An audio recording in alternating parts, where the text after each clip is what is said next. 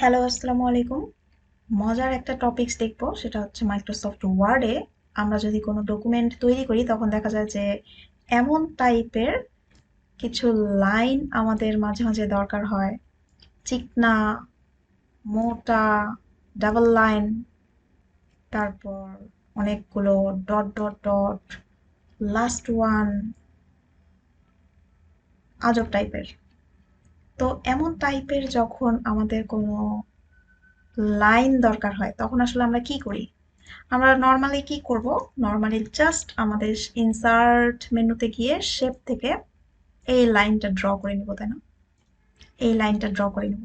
কিন্তু কিছু shortcut technique আছে, মজার মজার শর্টকাট টপিকস আছে, এগুলো জাস্ট পাঁচটাই শর্টকাট কি এর মাধ্যমে আমরা এগুলো ধুমধাম করে করে ফেলতে পারবো।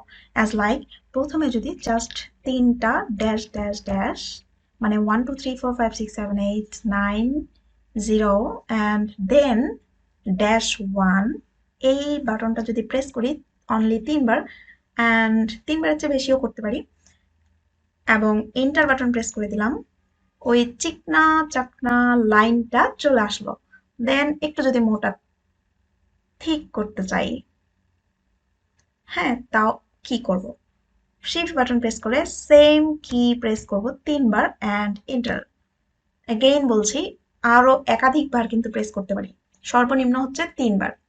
সো মোটা টাইপের নিতে গেলে আমাদের শিফট বাটন প্রেস করে আন্ডার স্কোরটা প্রেস করতে হলো, হ্যাঁ, তিনবার। Then double line, double line means সমান সমান চিহ্নটা তিনবার প্রেস করব এবং এন্টার বাটন প্রেস করে দিব, চলে আসলো। তারপর আবার ডট ডট ডট, এটা কিভাবে নিয়ে আসবো? এটা নিয়ে আসার জন্য সিম্পল স্টার বাটন প্রেস করব, just only three, and let's enter. Done হয়ে গেল।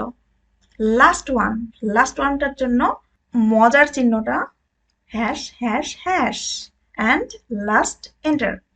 হয়ে গেল আমাদের পাঁচটা লাইন সেগমেন্ট।